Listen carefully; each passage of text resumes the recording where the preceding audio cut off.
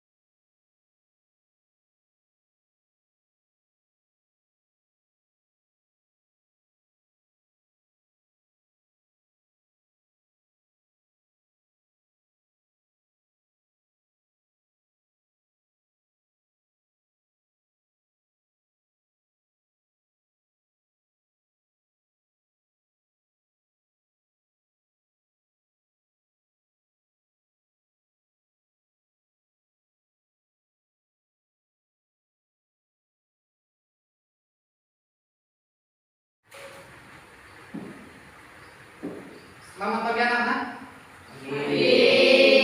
Sehat semuanya? Sehat. Sarapan belum? Sudah. Semoga hari ini semua dalam keadaan sehat walafiat. Tetap bahagia, semangat untuk belajar. Pada kesempatan hari ini kalian akan belajar tentang Khulafaur Rasyidin. Anak-anak yang berbahagia, pada hari ini sebelum kita melanjutkan materi tentang pembahasan Khulafaur Rasyidin, ya, baik itu Abu Bakar As-Siddiq, Umar bin Khattab, Utsman bin Affan, kemudian Ali bin Abi Thalib, Bapak akan absen dulu terlebih dahulu ya. Alesa Jahra Hadirah. Dwi Atiba Humaira Hadirah. Nuril Ma'rifah Hadirah. Mailani Nur Fadila Hadirah. Akmal Hariri Hendrawan Arsya Nugraha Revan Abdul Malik Ma'rifatul Jahra Nabila Septiani Cici Junensi Santi Novitasari Rina Andivia Aida Maharani. Sebelum dimulai aktivitas belajar, ada yang pernah menyanyikan lagu wajib? Lagu wajib yang bisa apa?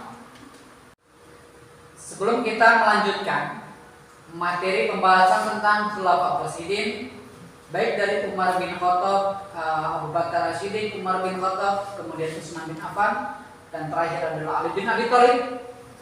Bapak ingin tahu kalian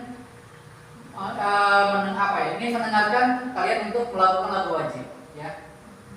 Apa yang bisa kalian nyanyikan untuk pada hari ini? Lagu apa? Satu Nusa, puasa. Boleh Bapak dengar ya? Oke, semuanya kompak. Silakan. 1, 2, 3. Satu Nusita tanah air pasti jaya untuk selama-lamanya. Oke, terus.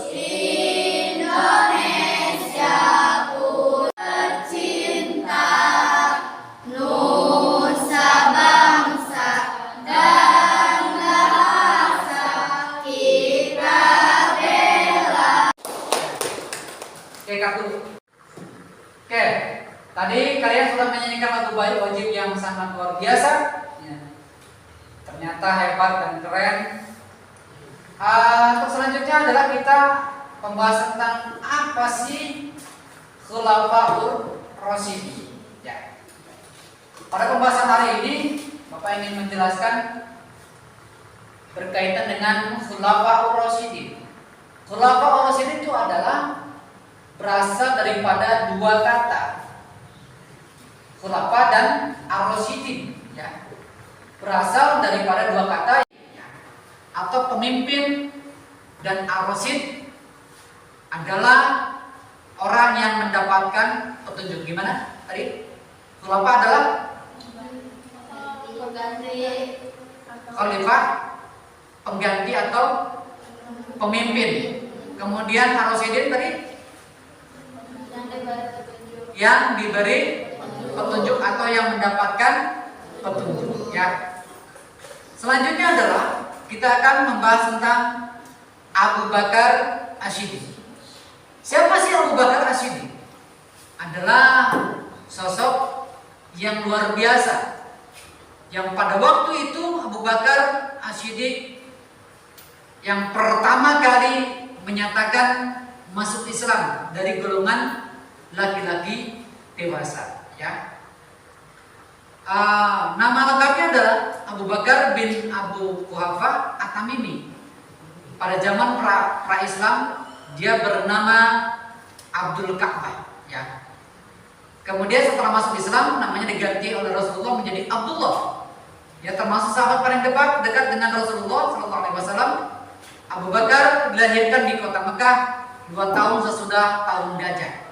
Kira-kiranya pada tahun 573 Masehi.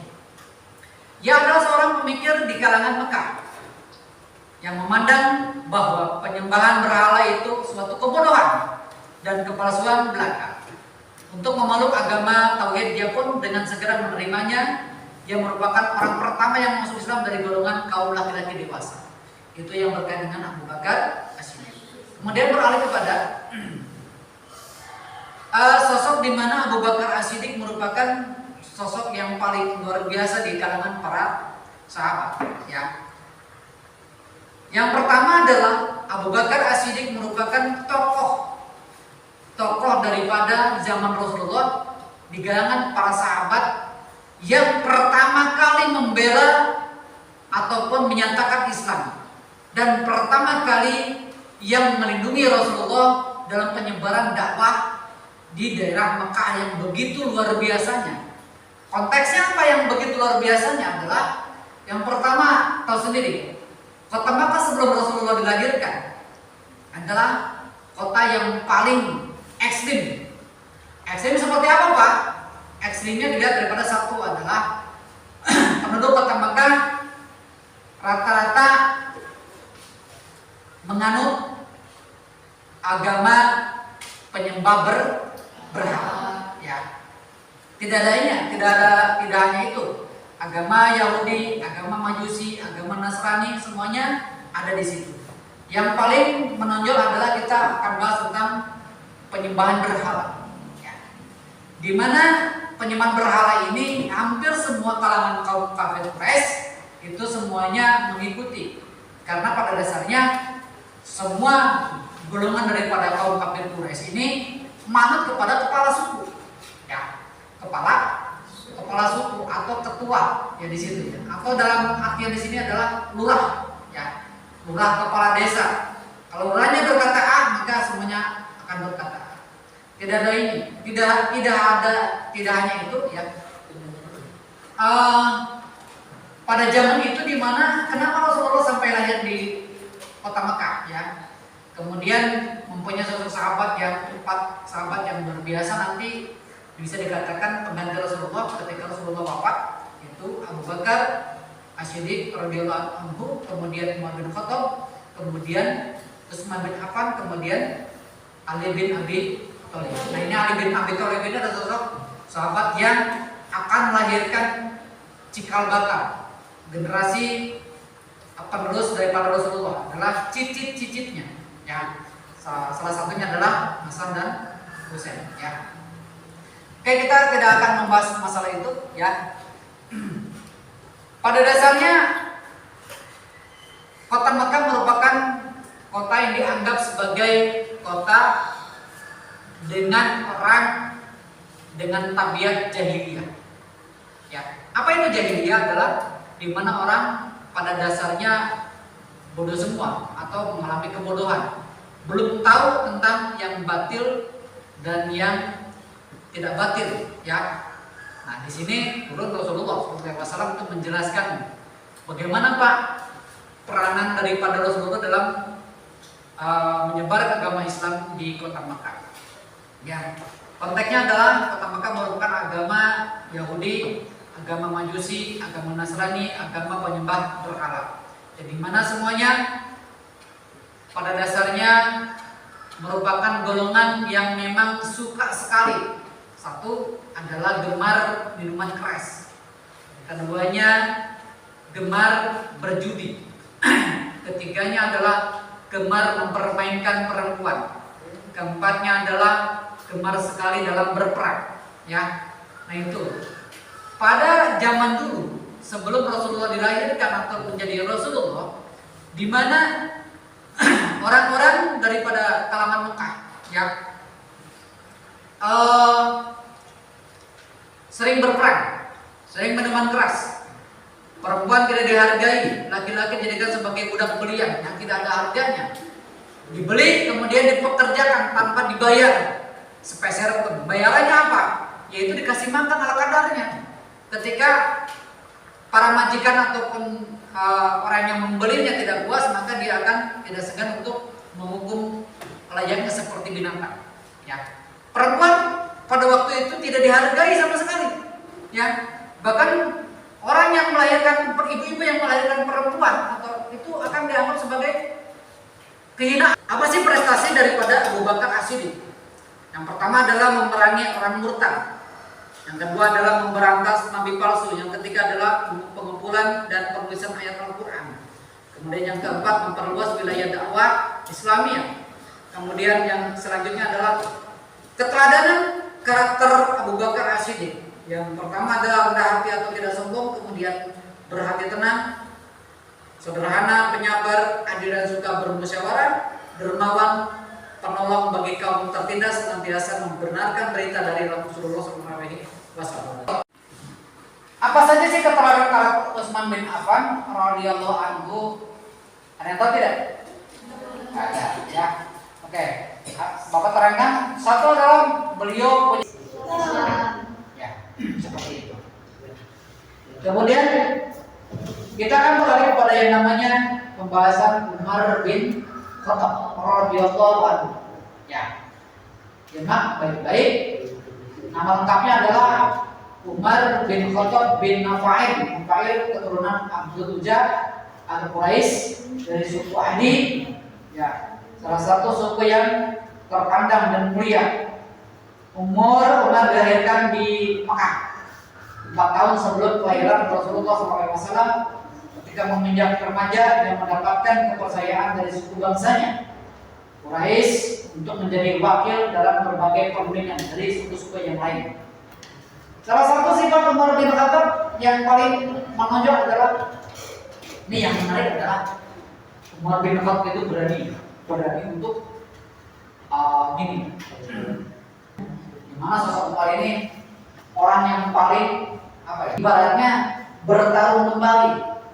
Tidak ada sosok yang bisa mengalahkan sosok Umar bin Khattab ya. Gitu ya. Jadi rengak pulang posisinya ibarat tsunami gitu. Jadi dedekna ditakuti. Belum berbicara ketika Umar melangkah semuanya muringkak. Wah, Umar datang. Ya, mirisan. Mirisan. Ya.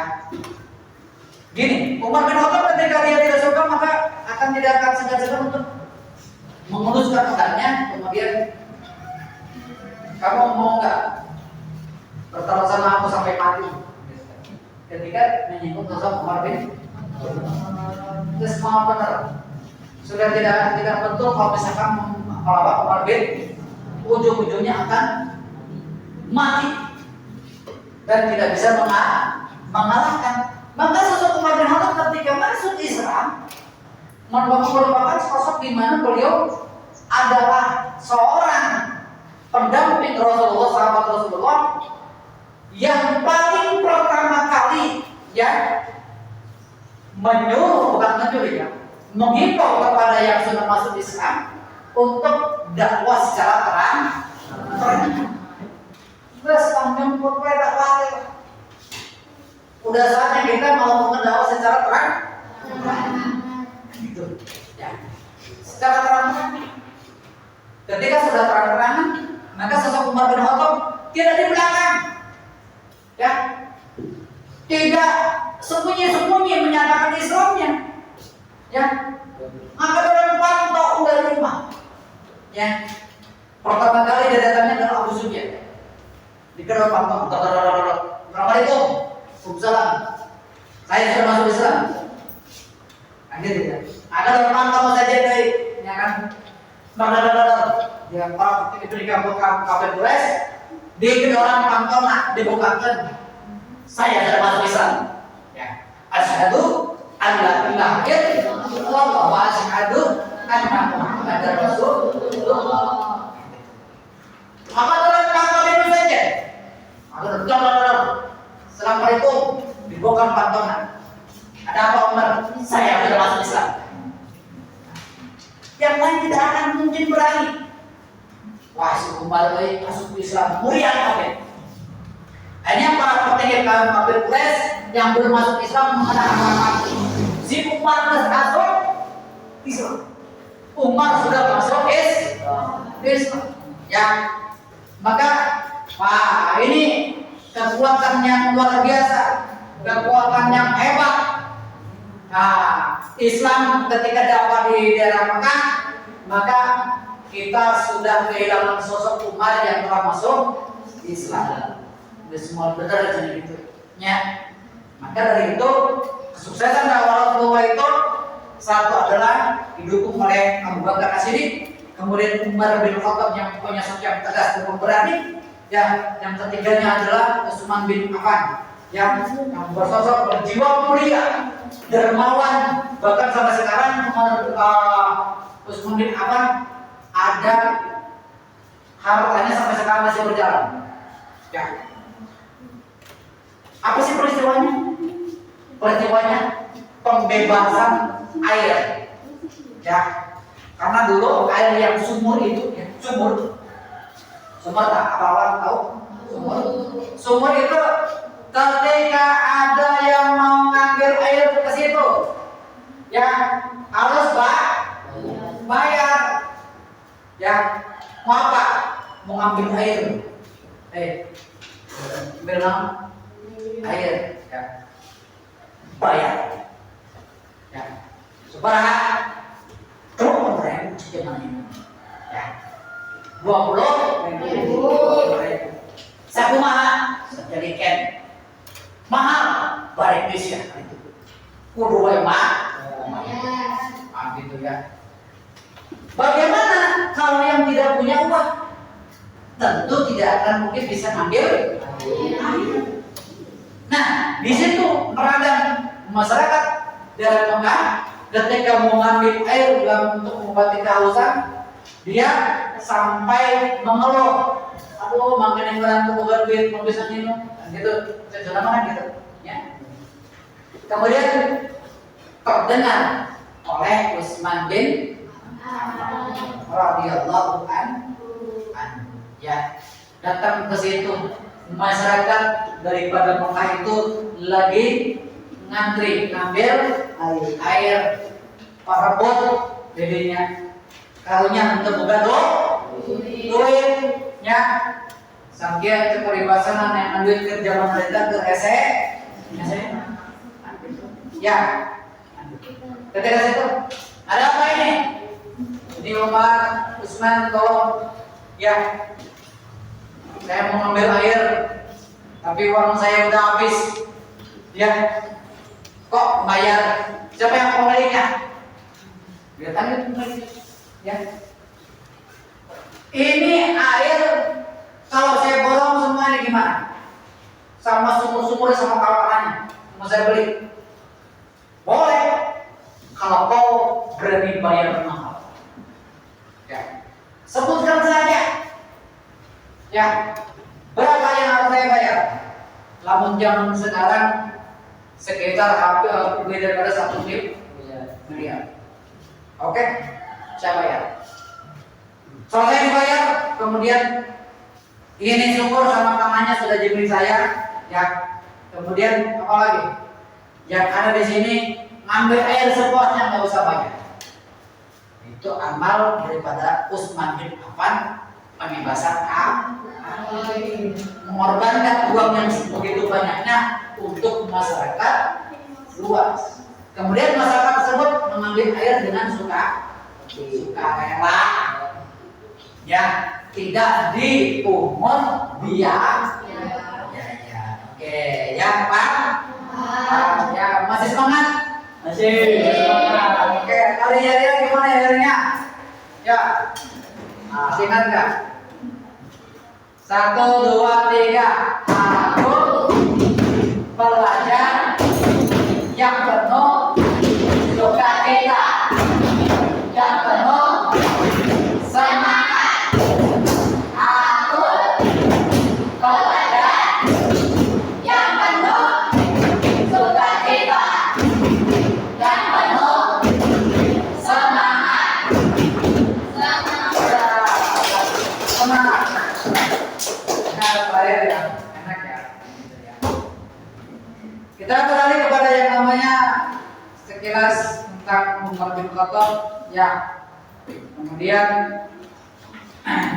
Umar bin Khattab ketika memimpin beliau prestasinya memberikan beberapa departemen pemerintahan termasuk penerbitan kalender Hijriah ya.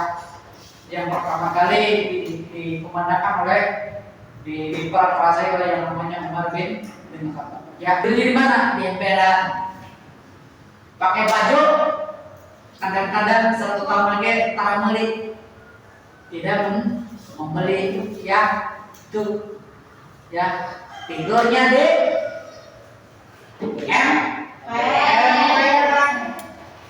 Kan gitu. Jadi beda. Abu Bakar komodoi kan gitu ya.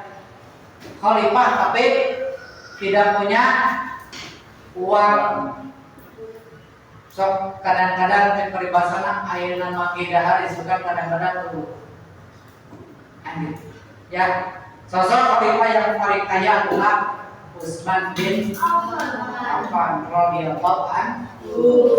Kemudian sosok yang terakhir adalah Ali bin Abi Thalib. Mana Ali bin Abi Thalib ini adalah sosok khalifah langsung daripada keturunan Abu Bakar As-Siddiq radhiyallahu anhu. Ya. Nah, kita akan bahas tentang Utsman bin Affan.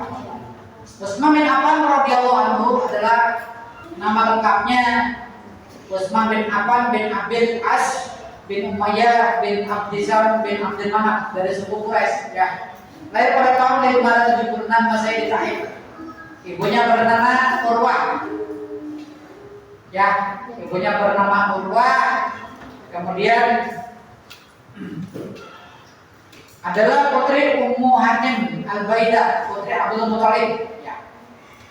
Nasab Utsman melalui garis ibunya bertemu dengan nasab Nabi Muhammad SAW pada Abdi Manaf, pada nama Abdi Manaf Ibnu Qusay. Ya. Namun saya melalui Umayyah bin Abdisam bin Abdul Manaf sedang masa Rasulullah SAW bersama melalui Abdul Muthalib, ya, bin Hisam bin Abdul Manaf. Ayah dari Utsman bin Affan adalah seorang saudagar kaya raya. Utsman benar. Pokoknya gebel, benar. Kan gitu. Utsman bin Affan radhiyallahu anhu masuk ke Islam melalui dakwah atau ajakan daripada Abu Bakar As-Siddiq radhiyallahu anhu dan menjadi salah satu sahabat terdekat Nabi Sallallahu Alaihi Wasallam. Yang adalah orang kaya kan. Tutup kamera. On. Oke, masih semangat? Orang kompak masih semangat? Bapak akan meneruskan tentang materi daripada Khalifah Rasyidin. Yang terakhir kita akan bahas tentang sosok Khalifah Ali bin Abi Thalib radhiyallahu anhu. Ya, siapa sih Ali bin Abi Thalib? Kok bisa menjadi bagian daripada Khulafaur Rasyidin? Ya, kita akan telah di sini. Ya, sebelum kita telah, Bapak akan menerangkan siapa sih Ali bin Abi Thalib? Adalah Ali bin Abi Thalib. Bapak ingin menerangkan nama lengkapnya dulu. Nama lengkapnya adalah Ali bin Abi Thalib bin Abdul Muthalib bin Abdul Manaf. Dia dilahirkan di Mekah pada tanggal 13 Rajab sekitar tahun 600 Masehi, yang merupakan anak laki-laki keempat dan terakhir dari Abu Thalib. Kemudian Abu Thalib adalah adik dari Abdullah, ayah dari Nabi Muhammad SAW. Dengan demikian, Ali bin Abi Thalib ini adalah saudara sepupu Nabi Muhammad SAW. Kenapa saudara sepupu? Karena beliau adalah anak daripada Abi Thalib. Abi Thalib siapa? Ayahnya adalah Abdul Muthalib. Ya, Abi Thalib ke Rasulullah adalah keponakan. Ya, gitu kan. Berarti dengan kata lain, Ali bin Abi Thalib masih saudara sepupu, sama-sama anak daripada keturunan Abdul Muthalib. Itu ya. Kalau Abdul Muthalib Rasulullah dilahirkannya punya bapak bernama Abdullah. Abdullah punya bapak namanya Abdul Muthalib. Kalau Ali bin Abi Thalib, beliau punya bapak Abi Thalib, punya bapaknya Ali Abi Thalib adalah Abdul Muthalib. Dia sama-sama sepupu ya. Dikatakan beliau masuk Islam pada usia 10 tahun. Nah, ini ya, yang menarik di sini ya. Adalah Abi Thalib ternyata sosok seorang anak-anak yang paling pertama masuk Islam. Ya, gitu ya. Karena apa? Karena usia 10 tahun beliau sudah masuk Islam. Gitu ya. Pak? Ya. Kemudian Abi Thalib dinikahkan dengan siapa? Dengan Fatimah Az-Zahra, putri bungsu Nabi Muhammad SAW. Pernikahan ini terjadi 2 tahun setelah peristiwa hijrah atau sekitar tahun 624 Masehi. Nah, gitu ya. Paham? Paham ya? Ya, masih semangat ya? Mana suaranya? Ya. Lanjut. Setelah Utsman bin Affan apa? Ya. Melalui masyarakat muslim pemerintah membaiat siapa? Pengganti Utsman bin Affan adalah Ali bin Abi Thalib sebagai khalifah ya.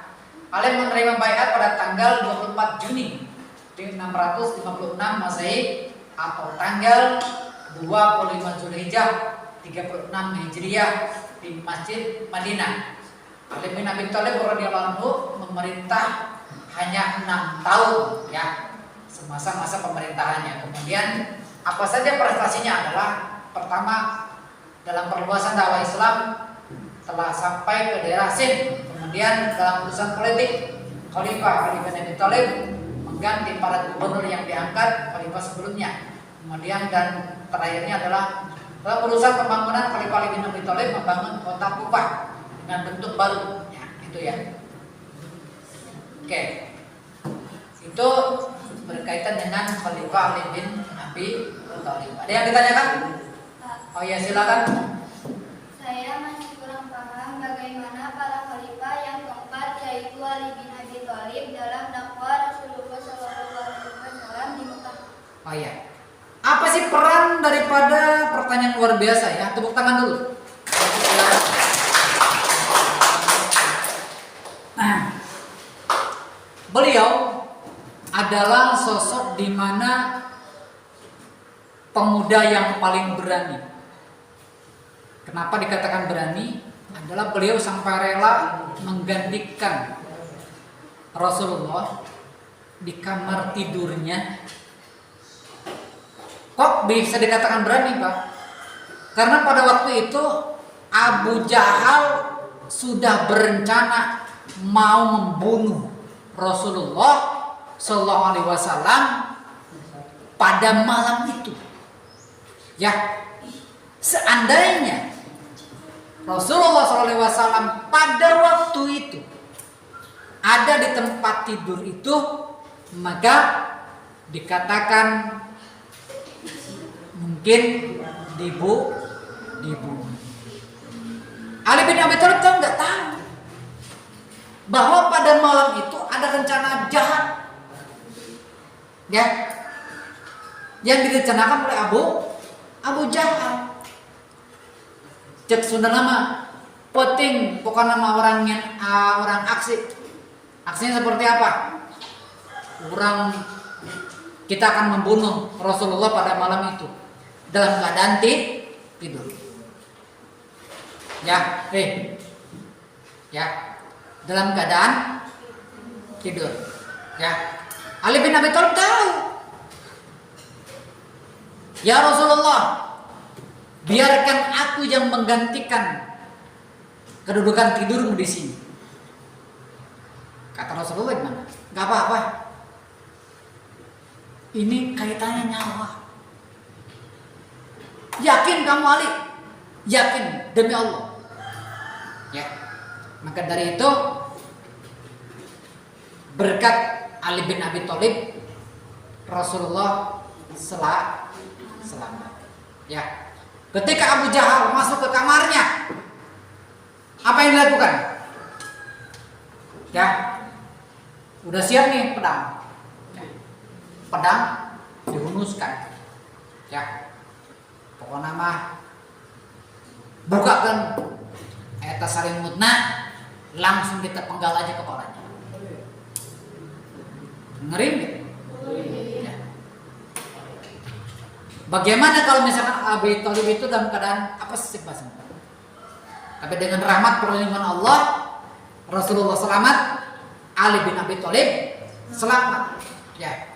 Bagaimana peristiwanya? Ketika membuka selimut itu, mau apa? Loh, kok kamu yang di sini tidur? Pokoknya Rasulullah, aku semalam tidur di sini. Rasulullah kemana? Ya nggak tahu lah. Dari sini nih kau sana. Aku ketiduran di sini, kan gitu kan. Nah itu, ya. Untungnya Abu Jahal tidak jadi membunuh Ali bin Abi Thalib. Dengan kata lain, ada enggak peran dakwah Rasulullah? Ada. Karena Abi Thalib salah satu yang pertama kali membela Rasulullah manakala waktu itu ada peristiwa jahat malam itu mau membunuh Rasulullah SAW. Ya, gitu. Ada lagi pertanyaan? Nggak ada ya? Sudah cukup berkaitan dengan pembahasan Ali bin Khulafaur Rasyidin. Semoga pada hari ini hari yang dimana kalian diberikan ilmu yang bermanfaat, semoga bisa diterapkan ke depannya ya dalam kehidupan kalian sehari-hari. Terima kasih ya, dari Bapak cukup sekian. Ditutup dengan akhirul kalam. Wassalamualaikum warahmatullahi wabarakatuh. Waalaikumsalam warahmatullahi wabarakatuh. Sikap berdiri memberi salam. Assalamualaikum warahmatullahi wabarakatuh. Waalaikumsalam warahmatullahi wabarakatuh. Sampai ketemu nanti minggu depan pada pelajaran berikutnya. Terima kasih ya. Semoga kalian sehat walafiat. Ingat lupa besok ketika ketemu pelajaran Bapak dalam keadaan sudah sarapan ya. Semoga kalian diberikan ilmu yang bermanfaat menjadi siswa-siswa yang soleha dan soleh. Amin ya rabbal alamin. Dari Bapak cukup sekian. Terima kasih ya.